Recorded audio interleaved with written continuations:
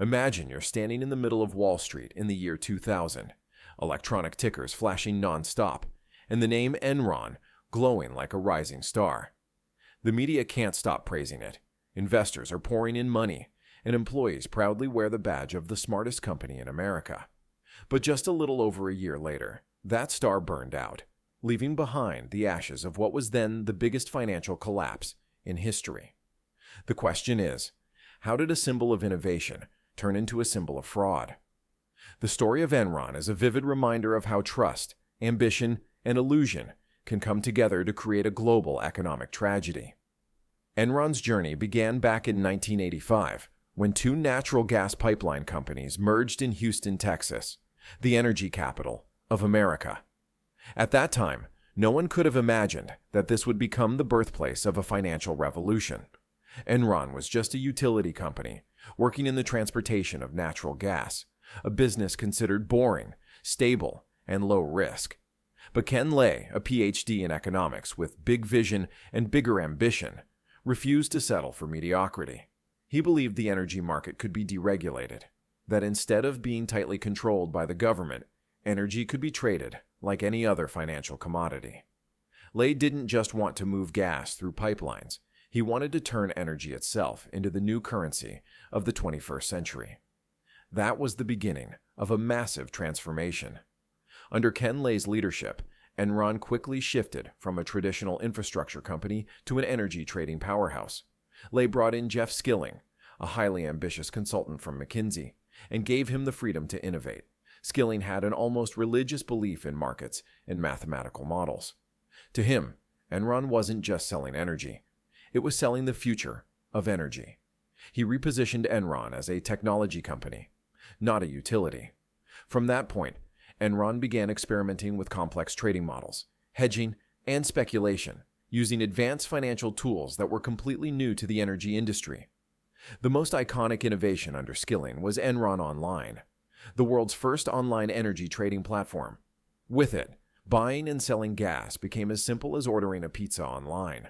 Hundreds of companies and financial institutions joined, and soon Enron turned into the electronic marketplace for energy. The media praised it as the perfect blend of Silicon Valley innovation and Texas boldness. The success of Enron Online convinced the world that this was the inevitable future of the energy business. But Enron's transformation wasn't just about business. It was also about culture, and that's where the danger began. Inside the company, employees were famously called the smartest guys in the room, a slogan that would later become a symbol of arrogance. Enron encouraged brutal competition. Only the top performers were rewarded, while anyone who failed to hit targets was quickly eliminated. It was a kind of corporate survival of the fittest. Every quarter, Enron ran a strict internal ranking system, where employees were graded and those at the bottom were fired without hesitation. This created a high-pressure culture where people were pushed to impress, to deliver, even if that meant bending the rules. Between 1997 and 2000, Enron became a legend. The company's stock price skyrocketed from $7 to over $90, more than a tenfold increase in just a few years. Fortune magazine named Enron America's most innovative company for 6 consecutive years.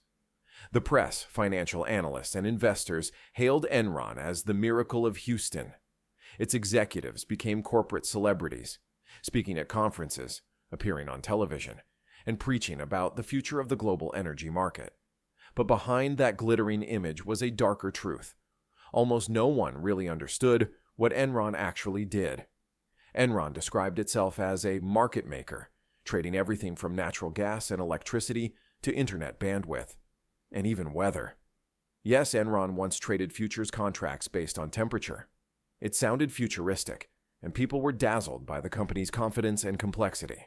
The financial reports were filled with technical jargon that even professionals struggled to decode.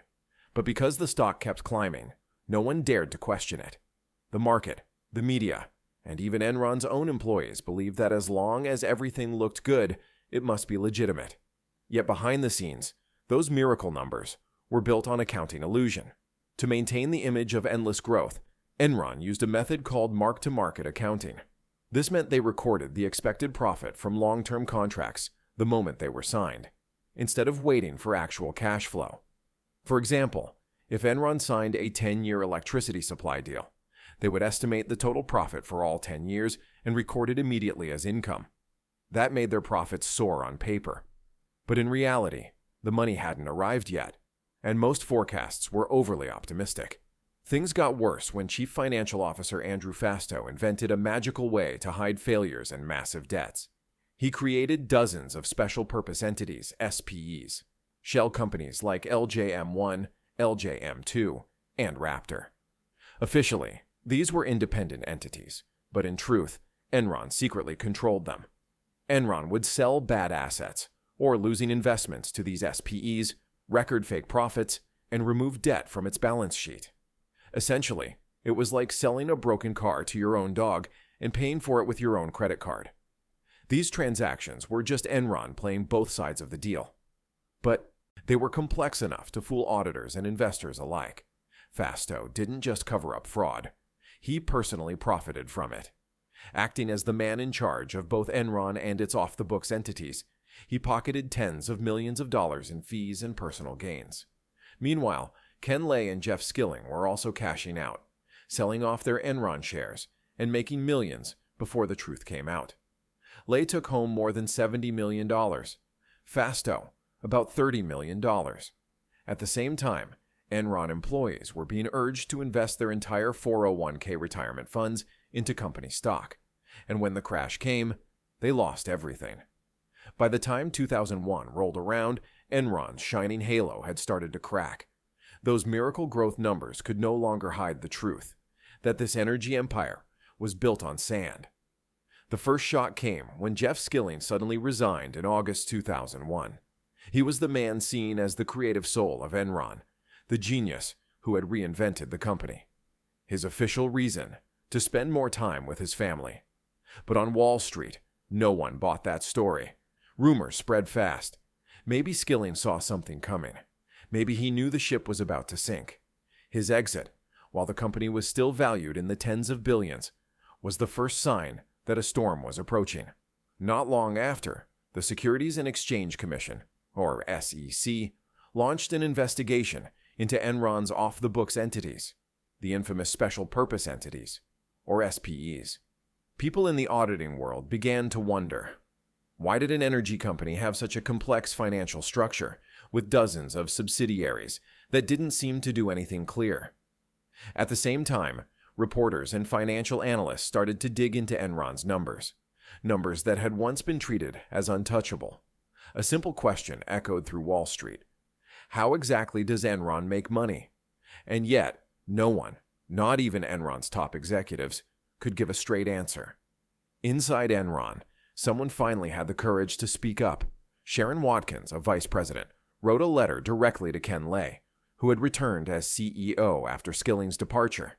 In that letter, dated August 14, 2001, she warned that the company was sitting on a ticking time bomb of accounting scandals and could explode at any moment.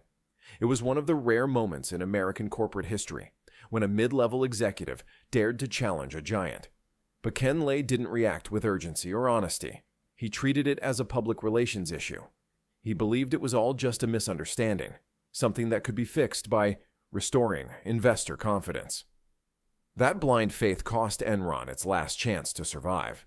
From September to October 2001, major newspapers like the Wall Street Journal and Fortune ran story after story questioning Enron's mysterious debts and hidden partnerships. One article, titled "Is Enron Overpriced?", sent shockwaves through the market. Investors began to panic, and Wall Street analysts, who had once praised Enron to the skies, suddenly went quiet or dodged questions. Warning signs were flashing everywhere, but inside Enron's Houston headquarters, the leadership clung to a dangerous illusion. As long as we look confident, everything will be fine. In October 2001, the truth finally came out. Enron was forced to admit to accounting errors, cutting its reported profits by $586 million and wiping out $1.2 billion in shareholder equity due to shady deals with Fastow's entities. The reaction was instant and brutal. Enron's stock, once trading at $90, plunged below $10 within weeks. Investors fled. Banks froze credit lines. Trading partners backed away. It was a domino effect, one collapse triggering another. Fasto was fired and soon became the center of a criminal investigation. But by then, it was too late. The panic had already spread through the entire financial system. On December 2nd, 2001, Enron officially filed for bankruptcy, the largest corporate bankruptcy in U.S. history at that time, with total assets over $63 billion. In just 4 months, a company once hailed as a symbol of innovation had completely disintegrated. Tens of thousands of employees and hundreds of thousands of small investors were wiped out. Families lost their life savings. Many of them had put their entire retirement funds into Enron stock, believing in the very company they worked for. But Enron didn't fall alone. Its collapse dragged down Arthur Andersen, one of the big 5 accounting firms in the world. Andersen had been Enron's auditor, but also its paid consultant, earning tens of millions of dollars a year. When the investigation began, Andersen employees destroyed thousands of Enron-related documents, an act that led to charges of obstruction of justice. Even though the conviction was later overturned, Andersen's reputation was finished. The firm collapsed, and 85,000 people around the world lost their jobs. It was a financial chain reaction, devastating and unprecedented. Meanwhile, major banks like J.P. Morgan, Citigroup, and Merrill Lynch, which had helped Enron structure its off-the-books deals, were also investigated. These institutions had earned hundreds of millions in fees from those transactions, yet claimed they had no idea they were fraudulent. In the end, the banks paid fines, but no one went to jail, leaving the public furious. Once again, people realized that in the financial world, the most powerful players always find a way out. As for Enron's leadership, justice came, though slowly. Jeff Skilling was sentenced to 24 years in prison for fraud and conspiracy, later reduced to 14 years on appeal. Andrew Fastow, the mastermind behind the SPE schemes, pleaded guilty and served 6 years. Ken Lay, Enron's founder and figurehead, died of a heart attack in 2006 before his sentencing could be carried out. His death closed one chapter of personal tragedy, but it couldn't erase the damage he helped create. The Enron scandal shook America's faith in its own financial system. It wasn't just about one company. It was about trust. The collapse forced Congress to act, leading to the Sarbanes-Oxley Act of 2002, one of the most sweeping corporate reform laws in U.S. history. This law required CEOs and CFUs to personally sign off on financial reports and establish stricter oversight of auditing firms. From then on, corporate leaders could no longer hide behind excuses or inflated numbers. It was a message to every company. In business, transparency isn't optional. It's survival. Yet perhaps the greatest lesson Enron left behind wasn't written into any law. It was written into the human psyche. The scandal proved how greed and illusion can work hand in hand to destroy even the mightiest empire. Enron sold the future, and the world bought it. The company didn't just deceive investors, it deceived itself, believing that intelligence and innovation could bend reality.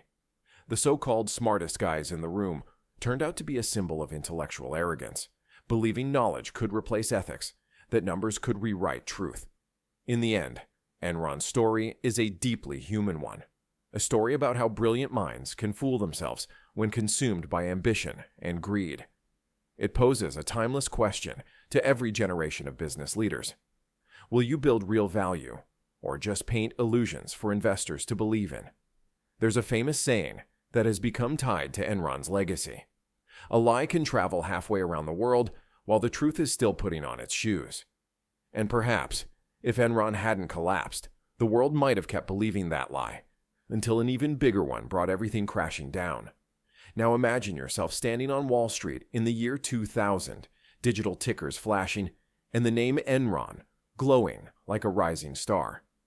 The media can't stop praising it. Investors are pouring in, and employees proudly wear the badge of America's smartest company. Yet just over a year later, that star burns out, leaving behind the ashes of one of the biggest financial collapses in history. How did a symbol of innovation become a symbol of fraud? The story of Enron remains a living reminder of how belief, ambition, and illusion can collide. to create a tragedy that shook the world.